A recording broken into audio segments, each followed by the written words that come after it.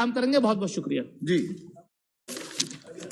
Thank you very much, Chairman, sir, for allowing me to participate in this discussion on the demand for grants for the Ministry of Ports, Ship and Waterways. I'd like to begin my discussion with a quote by the famous British economist and Nobel laureate Ronald H. Hose.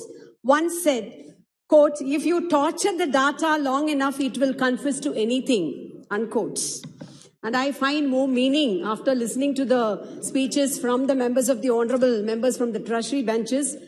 And why I would like to highlight this quote here is, after a lot of trumpeting its own, about boasting its own welfare measures and all policies, only in the numbers on the papers, in the social media, I could see a huge difference between what is showcased by the union government in terms of data and the actual quality of life that citizens are living in the backdrop of economic exploitation and socio-political inequalities. And equality is not a chimera, my dear sir, respected sir.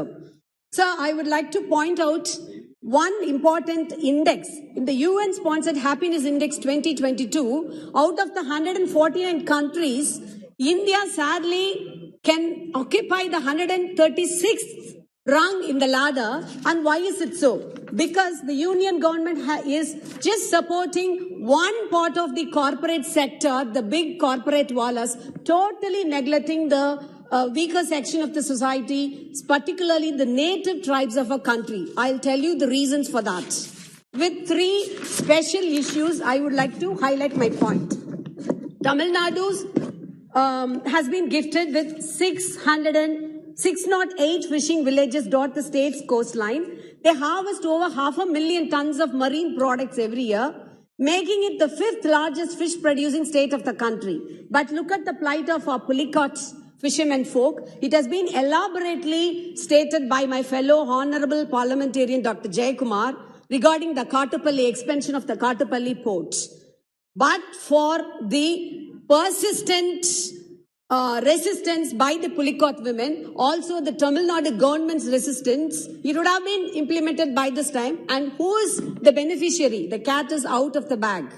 It is mainly directed for the advantage of the Marine Infrastructure Development and Private Limited, a subsidiary of Adani Ports. Now, I can point out to this august house on which side of the scale the union government is trying to push up. The same case is can be pointed out in the development of a new port, the NIM port at the Ramandurai seashore. And I would like to request the Honorable Minister to consider the plight of the fisherman folk. See, if the NIM port is being established there, the project would displace over 50,000 fishermen families. The 6-kilometer long breakwater structure to be constructed as part of the project would cause severe sea erosion affecting 27 villages. The second issue I would like to highlight is, sir, as a strong federalist, our Chief Minister, Thalapathy MK Stalin, he is known as a patriotist. He is a staunch patriot, but a strong federalist. He has registered disagreement with the new draft Indian Ports Bill 2021 a year ago, since the bill diluted the powers vested with the state. And the state governments will not have any major role anymore.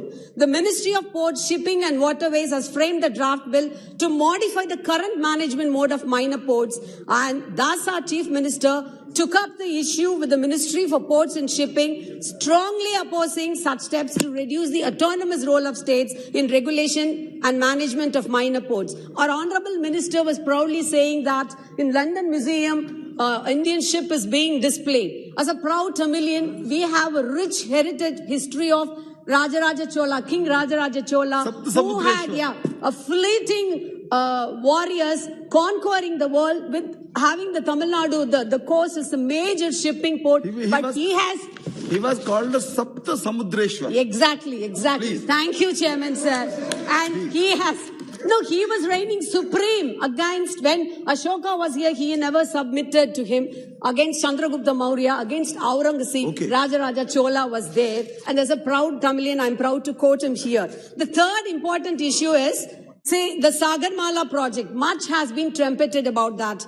The ministry had projected the total requirement of rupees 690 crores under the broadhead Sagamala.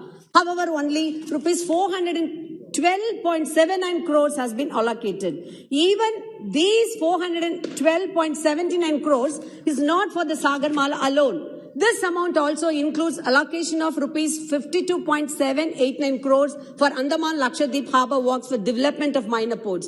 What it effectively means is that against the projected demand of rupees 619 crores, of which every treasury bench member has been trumpeting about, the allocation made, sir, 1 minute, to the Ministry of Shipping, Ports and Waterways flagship program Sagarmala is nearly 360 crores. It is just 52.17% of its projected requirement. Sir, when multimodal transportation and Gati Shakti were the buzzwords of the finance minister's budget speech, this reduction in Sagarmala reeks of hypocrisy and lack of real intent on the government's part.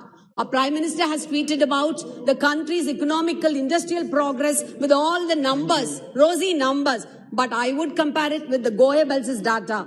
Out of the 44 Sagarmala projects under various stages of development, no funds have been released for as many as 31 projects. Sir, I would like to conclude with a quote by C.D. Burns. I quote, "There is a vast difference between giving out of benevolence and supplying a legitimate demand."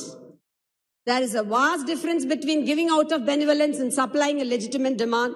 I would request the Honorable Minister and the Union Government both should balance both these two aspects, benevolence as well as supplying a legitimate demand, and deliver its goods to the public, not merely as a benevolence, but as a due right of the people. Thank you.